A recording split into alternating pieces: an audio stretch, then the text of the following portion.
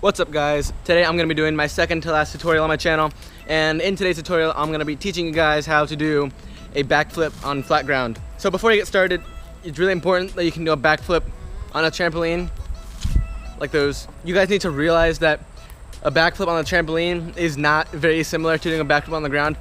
The motion feels similar, but the jump is completely different. If you guys are thinking that doing a backflip on the ground and on the trampoline is really similar, I'm telling you right now it's not. So just get that out of your head before you even start thinking about it. So a good way that a lot of people lead up to doing backflips on flat ground is they like to go to a gym, like a gymnastics center or a place with a pit, and they like to do flips off the side into the pit. No, I think that's helpful and all, but at the same time, you can do it into a pit and get the motion of it, but it doesn't help you that much if you aren't actually gonna take it out of the pit. So I'm gonna give you guys a few tips on how to do it, how to get over the general fear of it, and tips on how to actually do it without hurting yourself. It's really simple, really easy trick, really cool, because you can just go up anywhere and do a backflip, which is one of my personal favorite things to do. So let's get right into it. A backflip flat will look just like this.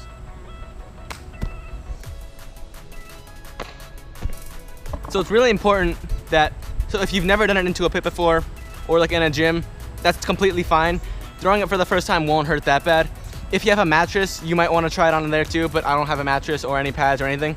So you're gonna want to throw the backflip just like you would on the trampoline, but the difference between doing it on the ground and on the trampoline is that on the ground, almost all your power is gonna come from your jump and from your arms. So it's really important that you guys get a really strong jump and swing your arms high. Pulling your legs up to tuck is also really important, but some people like to do layouts. I mean, I don't like doing layouts because I don't want to mess up on a layout and get hurt for no reason. Before you actually go and throw it on the grass, you really want to work on just jumping high. You don't really need to worry too much about jumping, because when you jump and flip, it kind of just happens. But at the same time, when you take off to actually go for it, you really want to get enough height to really make the flip around. So now that you've gotten down the jump and you've kind of figured out how you're gonna do it, the next step is learning how to throw your arms and pull your legs into tuck. The moment that you jump up, it's all one motion. You need to jump, arms up, chest back, and pull your knees in. And you can grab if you want. Some people don't grab. If you don't grab, it'll look like this.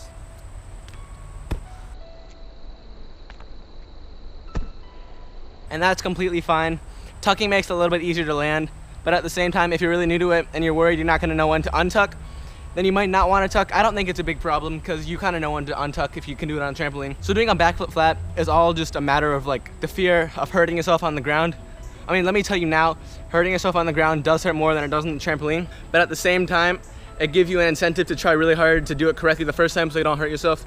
I've hurt myself pretty bad doing flips off of this tree and doing a few ground flips, but I've gotten most of my really bad injuries from trampoline because I don't do much ground. Again, it's all just a matter of committing and jumping up. So your first backflip flat might look a little bit like this. I'm not gonna land on my knees, but I'm gonna try to land on my hands and feet, because I mean, a lot of people don't land them on the first try. I remember the first time I tried it outside, I landed on my neck, and then I was really afraid to do it for a while.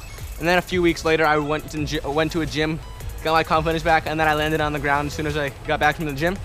So your first one might look a little bit like this, and that's completely fine.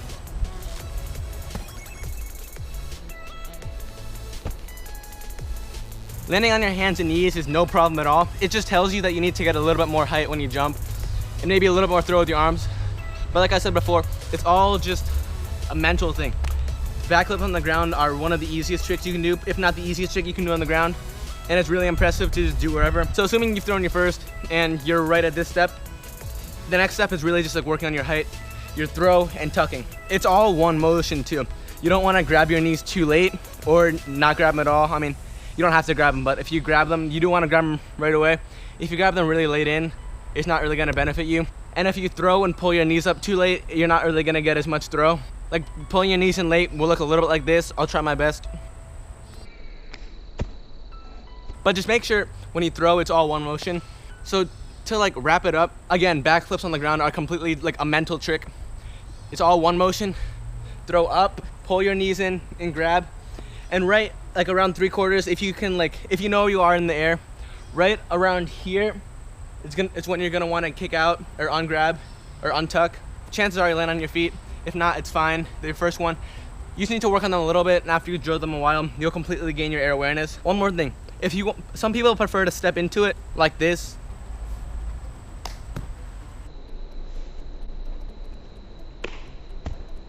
Personally, I find that gives me a little bit more power, but some people don't feel that way, and that's completely fine. It's really important though, which foot you step with, depending on which direction you twist. If you twist to the left, you're gonna wanna step back with your right foot, and if you twist to the right, you're gonna wanna step back with your left foot. So today's tutorial is kinda short, really simple trick. I'm gonna repeat it again. It's completely a mental trick. It's all in your head. It's also a little bit of technique, but I went over all of that in this video. Hopefully you guys have gained a little bit more confidence with it. And if you are like afraid of hurting yourself, it's totally fine to bring a mattress out or pads to start with. I highly recommend starting with pads for your first one on the grass, because you don't want to hurt yourself, and that makes total sense. But other than that, I mean, that's basically it. If you guys enjoyed today's video or you learned something new, make sure to leave a thumbs up, smash that like button down below. I'd really appreciate it. My last tutorial will be tomorrow, most likely, and I will be teaching you guys how to do half-ins and full-ins on a trampoline.